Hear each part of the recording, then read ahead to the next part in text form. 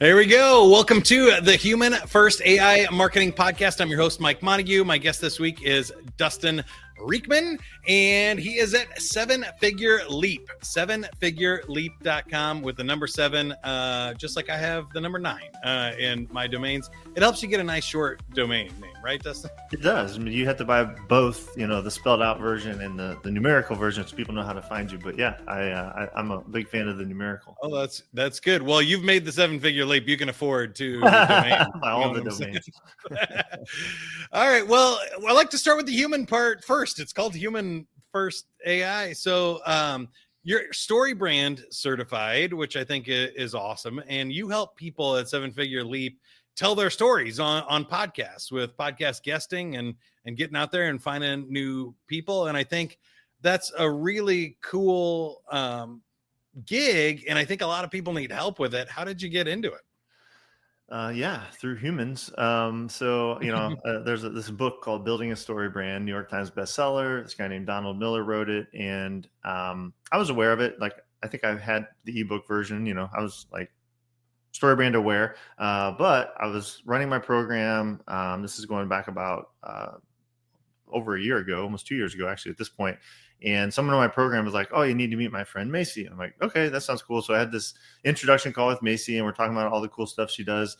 And she helps authors, and she does book launches, and she kind of throws in, I'm also the certification director at Story Brand. I was like, "Oh, I've heard of that." And so basically what happened was she ended up joining my program, and I started working with her. And the more I got to know her and know more about this community and this what they were doing at Story Brand, I'm like, I think I need some of that in my life. So like a lot of things that have evolved in my business, it really started with this human to human connection and this person. And she sort of personified for me the power of what Story Brand was about. So then I got myself on a plane, went down to Nashville, did sort of an intensive certification and learned how to use this with my own clients. So, but yeah, that's how I got plugged into the Story Brand community. Awesome. And I guess there is a whole bunch to unpack here. So you also built your own AI for your clients. So that's one of the reasons we're talking here today is you have Dustin AI for your clients that can answer and speak in your voice. What made you decide on that project? Yeah. So, to give people a little context, so for about 2.5 years, we've been working with people in small groups, mastermind groups, and we really help them use the power of their story and podcast guesting as really like an evangelization tool. So a lot of people would come to me and they'd say, I'm really good at what I do. I'm like an expert at what I do, but I'm not very good at marketing. And I was like, well, what if your marketing was just teaching and sharing your story and telling what you do? And like, that sounds really good. And I'm like, well, podcast guesting has done that for me in a couple of different businesses. And so in doing that, we've eventually created a whole community. So now both the active students in a cohort and the alumni and the mastermind members who are sort of the more advanced arm of what we do all exist within a single community. It's hosted on Circle. And so that's been new this year. And we got about 6 months into that experience. And I just kind of had this epiphany of, using AI for myself and realizing that the tactics, the content, the things that we teach, have value, but ultimately they're going to be ubiquitous and people are going to be able to just be like, what would Dustin have me do in a public sense? And I thought, well, what if we had this as a tool private to our community where I get, asked a lot of the same questions. And what I realized when I started looking through what we've created over the course of 2.5 years is literally thousands of hours of live coaching and Q&A sessions and live teaching and keynote addresses and all this stuff. And I'm like, well, what if there was a 24/7 version of what would Dustin do and how would Dustin coach me through this? And so, I worked with someone named Dan Cumberland, and he's an alumni of the program. So he really understood me and kind of the character of what we're about. And I said, I don't want just like an avatar of me, like ChatGPT avatar. I want this to be more holistic, more of a coaching experience. And I want it to be private in the community. So that was sort of the vision is, could we just have a really cool tool that people could access? It wasn't as much about taking workload away from me, but in a sense, a 24/7 on-demand version of what we teach and trained with all this kind of weird niche stuff that I focus on. And so, we created that. It's actually created in Claude, and it's proprietary. And so the experience of it is you ask it something like, can you write me a podcast pitch? And it will guide you in the same way I would of discovery and like, absolutely. And let's ask you some questions, and it'll give you that answer, right? In this case, it would give you a really rich podcast pitch. And what I think is really cool about it is it will give you some coaching around that. And here's why Dustin would say this, and here's some ways that you can use this. So it's a more expansive answer than just give me the thing. And the other thing that it is set up to do is have some guardrails. So if you say, Dustin, where should I eat dinner, or what outfit should I wear? It'll basically say, Dustin's not an expert at that. Like, here's some things you could ask Dustin. And so, that's really like why we created it and how it's been used. So it's been active fully for about 3 months, and it's been really fun because part of what we've encouraged community members and clients to do is to, if you really like something you got out of it, like, shoot a quick loom and put it in here in this thread so people can see case studies and examples of what you can do with it. And people have done some stuff that I hadn't originally envisioned. And that's been the more fun part, is how are the humans plugging into this, and what are the creative ways that they're using it that actually go beyond the initial prompts that I thought people would be using. I think that's awesome. We're going to get into a really good discussion here, I can tell, because I know from my podcasting experience, and you were nice enough to have me on your Pod Profits Summit that is either coming up or already passed, depending on when you watch this video. But I think the outgoing side of this and the creation side is awesome. But I love this first lesson that they're so cheap and affordable and easy to do now that you can actually turn your marketing efforts internally to your clients, or, a channel sales partner, or, your own group of memberships and things that you have. If you're an association or a trade group or anything, you got 100 employees, you can create an internal AI for that. So I'm picturing in my head a whole bunch of questions people would have if they didn't even know that was a possibility. Like, how long would you say, you already had a lot of the data and stuff in the background, but how long did it take to set up? How much did it cost you? And it sounds like you would recommend it to other people so far, but if somebody was thinking about doing it, do you have any advice for them? So, in my case, I was sort of the case study, for Dan, who's developing these tools for coaches.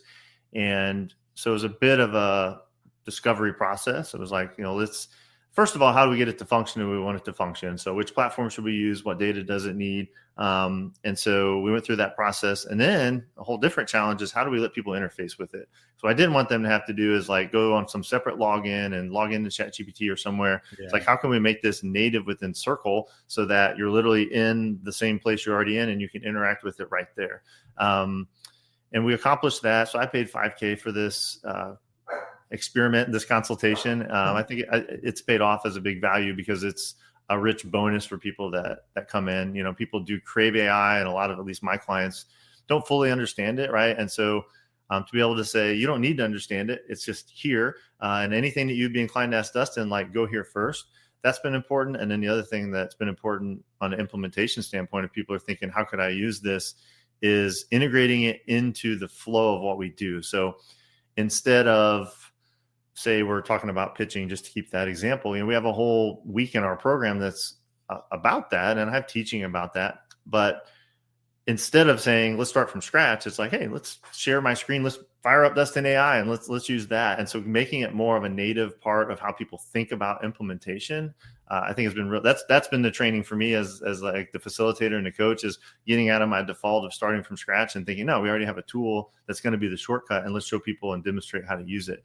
I'd say, like, I don't know. That's been my experience. It took us about. You said something else interesting about protecting your own IP there that I wanted to highlight for people, because I, worked with a brand that didn't really understand that all of their IP was already out in ChatGPT, and I have I've seen a lot of people scared to kind of do these things or these tools and say, well, if they have Dustin AI, they don't need me. Or I think the bigger issue is, like, if you don't do this, what happens? I think if you play this out, the AI, like, they're going to take their questions, or they're going to start building their tools, or one of your clients is going to dump your program materials into ChatGPT and ask it to try and build it a custom pitch generator, because they need to solve this problem anyway.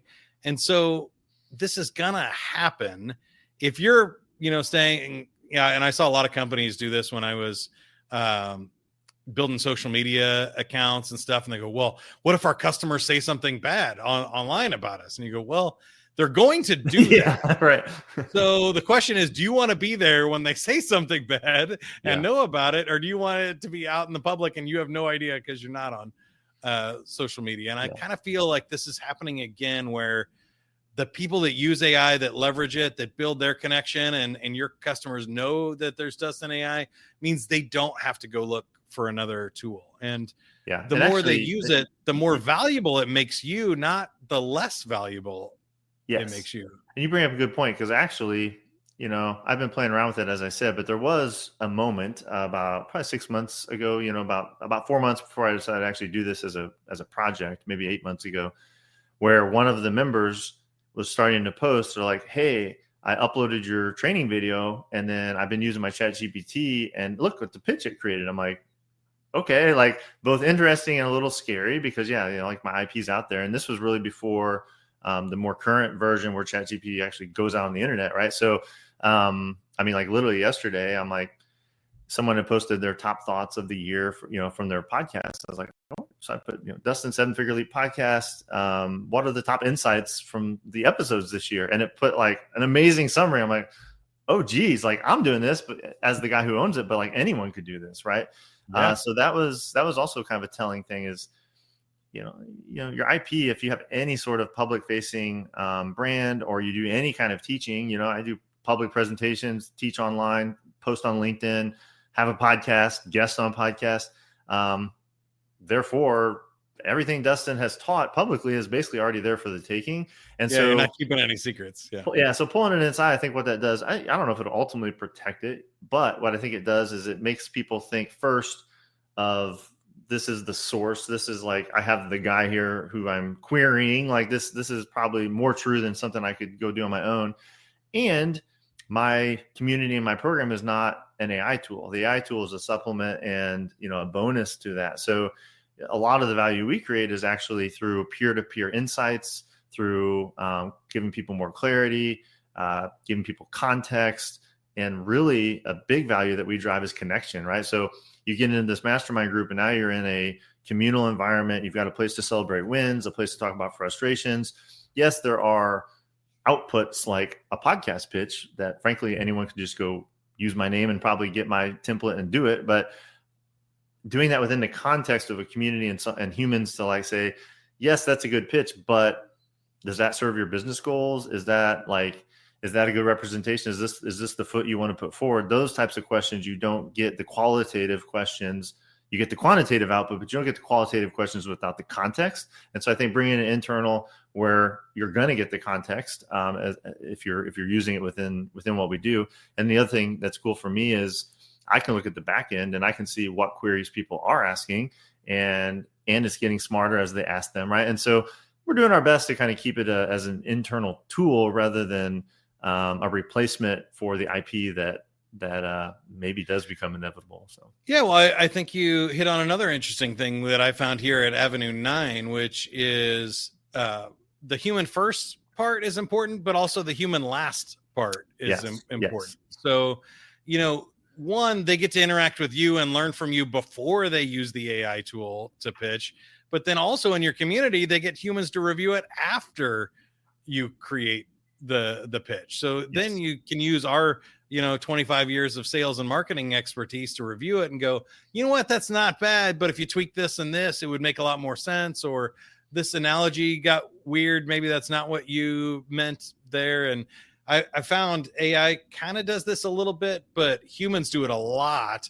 which is whenever they start talking about themselves, they go into resume speak and they dehumanize themselves. And so they're like, I need this pitch to be so polished and so perfect that it doesn't sound real anymore. And so sometimes you have to muddy it back up and you have to rehumanize it. And part of a big part of what makes a pitch effective, we do a lot more than just pitching, but to kind of run with this example is empathy, right? And so I could tell AI to go look at this podcast that I want to be on, and try to create some sort of relational anchor, which is how we like to start our pitches, and say like, hey, Mike, give some relevant fact that both lets you know I am a human and has some sort of empathy and some sort of, I don't know, stroke your ego a little bit, right? Like warm you up in a sense, right? Like that. Those are nuanced, and the way I want to connect with you is really hard for AI to replicate, because there's so many ways I could connect with you, and there's these quantitative ways of like, oh, you have 200 shared LinkedIn connections, so AI may say, hey, Mike, we have 200 shared LinkedIn connections, right? Right. And that is a relational anchor, but that would make you close the email because you're like, what weirdo counts up the number of, instead, if I'm like, hey, I noticed you're from this town, and, my grandma grew up there, and I don't know if you've ever been to this park that she talked about growing up in as a kid or something, like these story-based, empathy-based connection, I don't think is going to be replicated by AI. And so even when it spits out a beautiful pitch, we're, like you just said, we go back and we say, now, how can we make this less polished or more, more human, I guess is the word I'm going for, so. Yeah. And I think, human friendly and audience friendly is a term I use a lot, because just because we can automate something on our end doesn't mean we should if for the person who's reading it or listening to it or watching it. Is like, how does that benefit them if you create this AI podcast that you didn't have to spend any time on? Is it still delivering value or interesting to the audience and stuff? The extension, and you and I talked a little bit about this as we recorded for my summit, is right now, AI can go do an avatar of Mike, and AI could go do an avatar of Dustin, and it could record what we're doing right now without us, right? And it would be very factual, and it would be very concise and tight, and you would learn the facts and figures that you need to learn. What it won't have is nuance, emotion, stories, the human connection that only you and I can really have by being in proximity to each other, even if it is virtually. Like, we're still making eye contact, and you're like, you're leaning into something I say, and I can notice that and be like, oh, we should talk more about that, right? Or you leaned away, and I'm like, maybe this is not something that he feels is serving him or his audience, or he doesn't really want me to go there. Those are maybe someday that'll be replaced too. But I think for now that is where a lot of the value in interview-based podcasting is that it's still a human interaction. And I think people are pretty fascinated by that. Like, we still like to people watch, even if we could have an AI description of everyone's history that's walking by us. It's like, I want to see how they hold hands. I want to see how they smile. I want to watch people argue. I want to see the dog poop on the sidewalk and have someone walk around it. Like, that realness is still a value, and I think it could get even more valuable as we become more and more virtualized in the information processing that we do. So, I'll skip the dog poop, but I know what you're saying. You gotta experience the sights and smells. Maybe you walk by a fresh bakery. There you go. That's a more pleasant example. All right, now I wanted to talk to you about podcasting in general, because I found this to be a not so secret weapon for people, but a lot of brands still aren't doing it, and a lot of people aren't using guesting as a strategy. You don't even have to have your own show. Right. You can show up on somebody else's show once a week, and you're creating the same amount of content as doing your own weekly show. But in today's world with AI, it all changed 2 years ago, where it was a lot of work. I was paying people hundreds of dollars to do post-production and to write descriptions and everything. And it was really hard for me to aggregate all these episodes or say really what it was worth. When I had 52 episodes at the end of the year, what does that mean?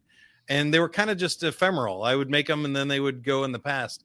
But now we can use AI databases to collect all 52, and like you said, do the top takeaways. It was our conversation that probably prompted me to do that. I'm like, I wonder if I just put in 7 Figure Leap Podcast top insights of 2024, and it was like, boom, and it put it out, and I was like, that's really good. And I'm like, well, what if I want to put this on LinkedIn? So I'm like, well, what if Dan Coe wrote this, who's a big LinkedIn influencer? Like, write it like Dan Coe would write one of his top posts, and then immediately pithy, like formatted well. And I actually posted it on LinkedIn. I changed some stuff. I added an introduction and gave some context, but I was like, okay, like that was pretty eye opening. So. Yeah, amazing. And I don't think people realize now that if you record a 30-minute conversation like this, it can become a blog post or four. It can become your email newsletter. It can become your social media posts for the week or the month. You can create video shorts.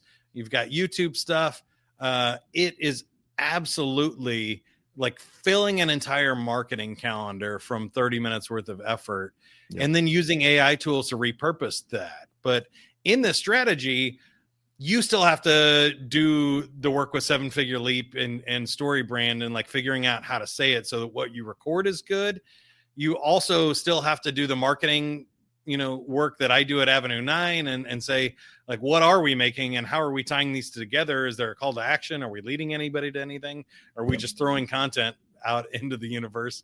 And I think you do still have to do, like you said, that review, tweak it, and you got to figure out when to do certain things in what order, and take out the word delve. I always joke. Yes. And just make it sound like you a little bit. But you can also then use all of this, like you telling your story, and put that into a custom GPT and start building your own Dustin AI. You can have a Mike AI that's, here's all the podcast guests. Here's all the questions I've ever been asked. Here's all the, thoughtful takeaways I've shared from even in internal meetings, Zoom meetings, and client calls and stuff, and just start aggregating all of that so that you're building this database of stuff that you can now refer back to, where we used to honestly just forget. Yeah. I can't tell you how many times I taught sales for 15 years, and every 5 years I go, I wonder why I stopped doing that. That was great. I remember that lesson I used to teach, or that exercise that really worked. Yep. Let me go back and do that. But now it can all be archived and shared and remembered. So talk a little bit about what you see as the power of podcast guesting and hosting, and why you've kind of made this your mission and your cornerstone for your business. Yeah. I mean, to give a little context, like how to get into this. So, I was a partner and doing sales and marketing for a physical product called Fire Creek Snacks. So literally a meat stick. And we had to do a lot of sampling, as you might imagine. It's like, why is this meat stick better than Slim Jim or Chomps or whatever? And so we did a lot of physical in-person appearances. And then, COVID happened. That was all shut down. And so I was like, how am I going to market without leaving my house for something that's so sampling oriented, right? This is different than coaching or something. And so I got on my first podcast, and it was extremely powerful. So I'm selling meat sticks to strangers on the internet, and I was actually on a business show doing it. So like, doesn't really fit like as far as like a strategy, but it worked because people were really into the story. So what that taught me immediately, the first story that we told was how we took a local product and we brought it online. And that was very timely at the time of COVID, right? And then as that evolved, there were other stories, and they're all true stories. They're just different stories for different contexts, which again, I just don't think AI can replicate. And so one of the stories is like my co-founder in that company, he's a 3rd generation butcher shop owner, family meat man, sort of like this nostalgic thing. And I was telling his story in a sense. And then there was a revelation that we had actually grown up in the same hometown, like a 7,000 person town in the middle of Illinois, a farm town, and that we'd never met each other because I moved away. I was a couple years older than him. I moved away before we got to high school. But what was really cool is like one day, and this is a true story that I realized after I started podcasting and I started to tell this story and it really resonated with people. We realized at some point that my grandfather, who was in the American Legion, Color Guard, served in World War II, and his grandfather were both in the same American Legion on the same color guard and did like funerals and things together. And he used to talk about, oh, Bill Hansen, and my grandpa did. And he's like, oh, Bernie. And one day it was like, because they're both passed away. One day it's like, wait, your grandpa's him and my grandpa's him. And like we had both heard about each other's grandpas, and here we are with a company, on the internet doing this crazy stuff. And so I tell a more elaborate version of that story, and people would buy and they would tell us, the meat stick's awesome. I just loved your story. And like, how cool is it that your grandpa served in World War II together? And again, like facts and figures are good, but like these stories are what people remember because it makes them feel an emotion. In this case, like nostalgia and like family and things like that. So anyway, that's how I got into this whole world. I started to realize the power of storytelling, grew that brand to 7 figures. And then when people started noticing that, and they're like, wow, this is different. Like this is a different kind of marketing. how can you help me with this? That's when this whole 7-figure leap thing started as a coaching endeavor. And then of course I've used podcast guesting to teach and to, share the power of storytelling in a deeper way. So anyway, I think the original question was like, why podcast guesting? So that's how I got into it. Yeah. And I started off thinking and teaching the mechanics, which we still do. Like, how do you find the right show? Like, what's your message? How do you find the right show? How do you pitch the show? How do you do a good interview? And that's about a third of what we teach in our main program. But about 2/3 is like, okay, what do you do with it? Right? Like to drive results for your business. And most of that is relationships. And so it is like, how do I develop a relationship with the host and make sure they respect me, I respect them, they become a referral partner and build a flywheel around that? How do I develop a relationship with the other guest experts that are on this show, right? How do I, of course, repurpose the content as you're getting at? Like, how do I use this as my marketing and then go grow my LinkedIn, my YouTube, whatever platform of choice that you have, and have the fuel for all these like relationship building and content repurposing and authority building activities be me talking and telling my story, because the people I like to work with have a great story and they're very good teachers. They just don't like want to do the nuts and bolts of day-to-day, the grind of digital marketing as we used to know it with SEO and social media and all that. So I feel like podcasting and podcast guesting are, I don't know, easy, free, fun ways to build relationships and create a ton of marketing material that's true to you and your story if you do it right. And that's really what we focus on, is like, let's make this as easy and as simple and as effective as possible and give people that ultimate shortcut so they're not dabbling around with it and taking 3.5 years like I did to kind of figure it all out. So yeah, I 100% agree with all that. And I would highlight two things. One is the relationship works both ways. The reason I love podcast hosting is because I'm going to meet 52 people that are doing something similar or tangential to what I do. I'm going to build a relationship with them and get to know them and their story for 30 minutes. And I'm going to get to celebrate them. Highlight, post on their behalf, share to my audience, introduce them to cool people, and then hopefully they do the same. Yep. The second thing in that, I think, and I'd love to hear your opinion on this, but for me, I think the world of marketing is changing. I think the idea of SEO or, build a website and they come, or you start a Facebook group, or you make a business page on LinkedIn and people will randomly follow it. I don't think anybody needs any more content to follow. No. But what does work is this kind of hand-to-hand combat of I'm going to go meet somebody, I'm going to build a relationship, they can introduce me to another one, and I can one by one add people to my network who might want to watch my podcast or, follow me and connect on LinkedIn or give me introductions to people. But I think that idea, so many people are focused on like going viral or figuring out the algorithm. And to me, I don't care about any of that. Podcasting is worth it way before any particular show gets 1,000 or more downloads. You agree with that? Any thoughts you'd add to that? Yeah, I mean, 1,000%. My whole business model is sort of quality over quantity, right? So I have a very powerful and effective email list, but it's pretty small, and we built a 7-figure business, in 3 years. And so if you go back to sort of a concept of 1,000 true fans or the Dream 100, this idea of like, what if I selected the types of clients or even the individual people that I think I could help the most, and I spent my efforts on that. And podcasting is a great tool to do that, right? So can I get on their podcast, or can I be on a podcast they've been on and then borrow the credibility of that experience to build a relationship with that individual? I find clients that way, partners, collaborators, and yeah. So I 1,000% agree with that. Like this whole idea of build it and they come is I think pretty much over for good. And the idea that I think that takes us to our last question here that I wanted to ask you, which is, where do we go from here? So I think, let's go at least 5 years out, at least 2030. But you can go as far out as you feel like you need to make the point. Where do you think all of this ends up? Do we end up all on the beach because AI is selling AI and interviewing each other in podcasts? Or do we circle back to this local communities and hand-to-hand combat or face-to-face conversations, or is there some, other alternative future that you see when you project into your business as far as you can see? What do you think happens? Yeah, I think for one, I really don't know, and I try not to predict too hard, right? But I can say what I'm doing proactively in my business is building it around community and around mentorship. So I want to create an environment where you have really cool people that you just love to be around, who energize you, who think abundantly and have similar goals, and you're kind of feel like you're on the same path.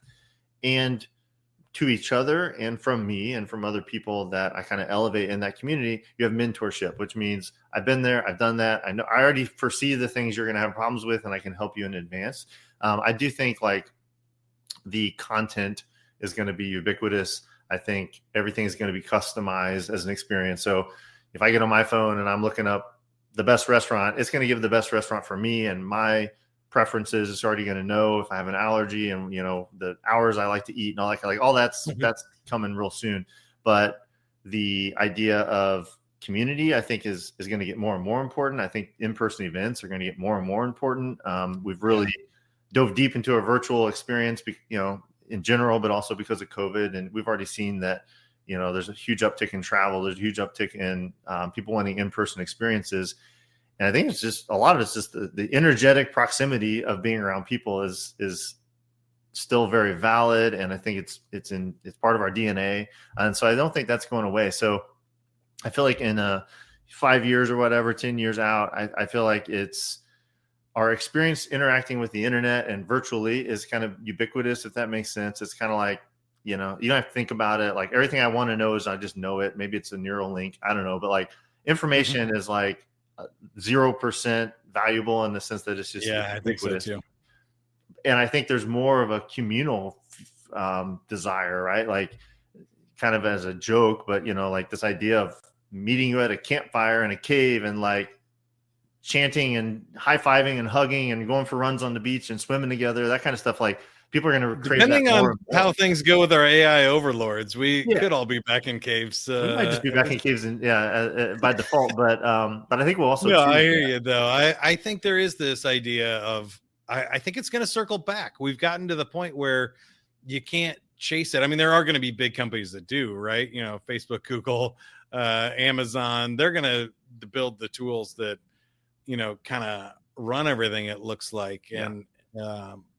And they can afford to buy up any other tools that are interesting along the way. So I think that's going to be hard to compete with, but locally they can't have those relationships at that scale for 8 billion people. They can't have these custom relationships and conversations with individuals that we can locally. So I think there is going to be a circle back. At least I hope so. Anyway, so let's leave people on that note and talk about how they can connect with you directly. So 7figureleap.com is the website. You can schedule a consultation with Dustin or check out a lot of the cool programs that he's got. The podcast is 7-Figure Leap. Wherever you're listening or watching to this one, be a great spot. And then look for the Pod Profits Summit. You can see me as a guest on there and a whole bunch of other really awesome marketing and podcasting experts. Anything else you can do to help us or we can do to help you? No, man, I think that's it. Yeah. So 7figureleap.com is our home base. Whatever we're up to, it's on there. There's a lot of free resources and ways to connect. I'm just, I've found that my, calling, whatever you want to call it, purpose, unique ability is connecting people. And so that means I also love to connect with people. So if anyone's just like, digs the story, wants to know a little bit more about like how I built this business, or like, obviously if they want direct podcasting help, that's like what our main program does. But I just like to connect with cool people. So I think those are the channels. LinkedIn's the other big place that I like to hang out and share stories. Maybe as a quick closing thought, I mentioned that like, hey, top podcast insights, that post was fine. Right. And then today I posted like, hey, I hit this business goal and I went through that, but the thing that got everyone's attention is I said, and I achieved it in a way that I didn't expect. And that what I've learned this year a lot is like hold tightly to the goal, but hold loosely to the tactics or the process. Right. And I gave a very clear example. So in other words, I gave my story and something that ChatGPT can't know. Like, how did I feel about this? What were my expectations versus what actually happened? And, 10 times the engagement. So I hope that that's like an indication that people still do care about the human experience and about people's emotions and intuition and and I don't know, like I actually coming into this call, I'm like, I'm glad that they did better. So always have. I had one question. Have you had your wife or kids ask Dustin AI instead of you yet? No, because it's trained to only give kind of marketing advice. So I'd be scared of what it would tell them if they asked for anything that they would hopefully ask me in our household. But to your point, to that kind of final point, I hope that as AI sort of takes us to an extreme of virtual connection and information, and we don't really need to like expend energy on that. I hope that sort of as a culture and a society and a human race that we get back to like the family connection, the friends connection, and that in-person human connection becomes like something we crave even more because our brains are freed up to care about the stuff that really matters. And I feel like at least for me and my value system, that's it. So I appreciate it, Dustin. Thank you so much for coming on the podcast. And I agree with you. I think we've known as marketers for a long time, right? That human connection and the human side of the story is always more interesting. It's funny. My best post of the year was me growing the beard for No Shave November. More likes than anything I created on sales or marketing or other things this year. So, it is what it is. But that means, people still want to connect with people and not with brands and posts and AI robots. And that's good news for us. So thanks for listening, everybody, till the bitter end. Good luck. Keep going. Have some fun. Later. Bye.